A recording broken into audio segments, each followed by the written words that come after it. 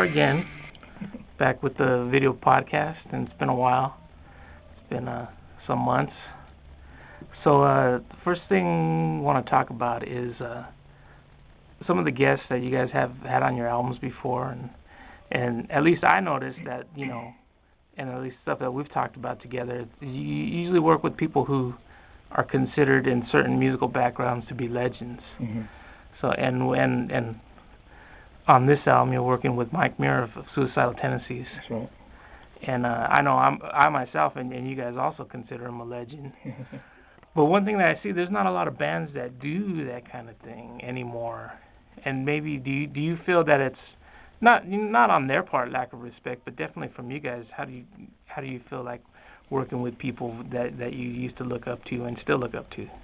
I think it's always been once we got the opportunity to, go to a major label, make major label records, it was just an opportunity for us to do something like that, which was an honor for us, so it was like there's so much history to our music and our background as musicians, as people, and so when kids listen to P.O.D. music, we want them to do their research and understand where we get this inspiration. And I mean, there's so many different kinds. Obviously, you couldn't have every single artist on your records, but definitely some of the bigger influences, whether it was Bad Brains, obviously Suicidal, for me, just being in punk rock, being guys of different nationalities, we have some type of similarities there, what I mean, the neighborhoods that they come from.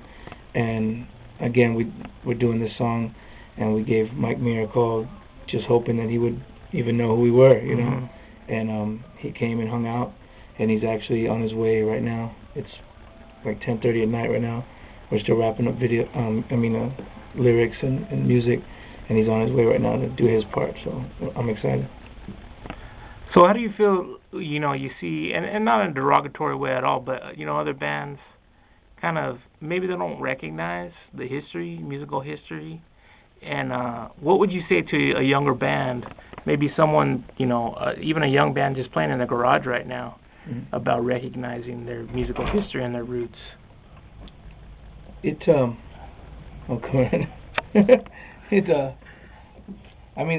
it depends on the heart of why you do it, We made this comment before that obviously if you're a band and you want popularity and you want to sell records, then you're going to bring in the biggest thing that's going on right now, A lot of times when these bands actually do sell records or they come up, they do forget where they come from because all of a sudden they're rock stars now and they don't tend to look back. They just tend to look what's in front of them in the future.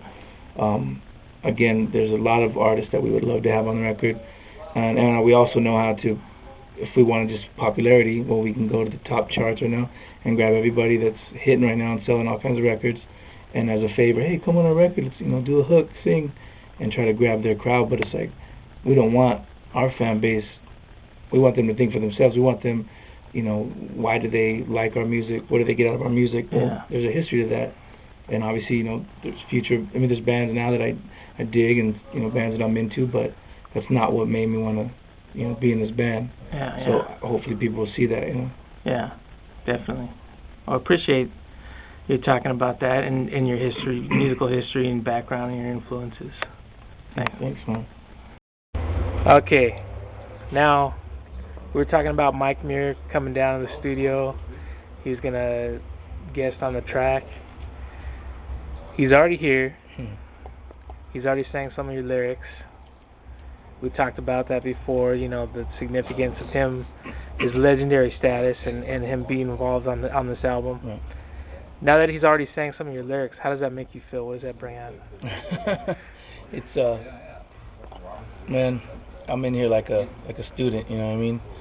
Just to watch Mike come in and check out his style and go in there, and obviously, he's just coming in and he's freestyling all this stuff, listening to the lyrics, doing his thing. But it's cool because I'm hearing, Mike Muir on a P.O.D. track, all the similarities in his vocals and, the notes that he's hitting, and it's like, that's Psycho Michael from Suicidal Tendencies, So to have him on there, it's a blast. I'm just sitting back, watching him do his thing, and he's actually writing for a bridge piece right now. So so I'm taking a break. We'll let him do his thing right now. But it's cool, and he's a humble cat.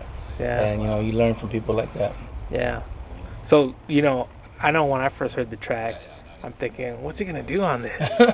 And then he just pulled it off, man. Yeah, he just like hit it out of the park. Yeah. So I mean, obviously you can tell, it's him on the track. Yeah. Like I said, that's his voice, and he's doing a lot of just repeating some of the phrases, and so when you hear it, like I said, it's familiar if you're a Suicidal Tendencies fan. Yeah. But it's over, the collaboration, so that's cool. Yeah. So once he finishes that last part, it's just this song's gonna shine, man. Yeah, pretty much. Yeah. I mean, he did so many takes that, basically we'll listen through and find, the coolest and the best parts, and then kind of comp them and probably let him hear them later to make sure he likes them, he's comfortable with it. And I just want to make sure we get, like a shout out, that he does a full on shout out, Yeah. However he wants to do it, kind of introduce the song and stuff. Yeah. So yeah, that'll be nice. So you feel like this is kind of a cool birthday present? Yeah, man. Definitely.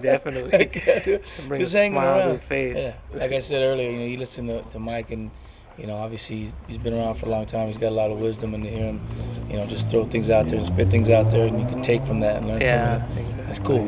He's an OG. Cool. Definitely.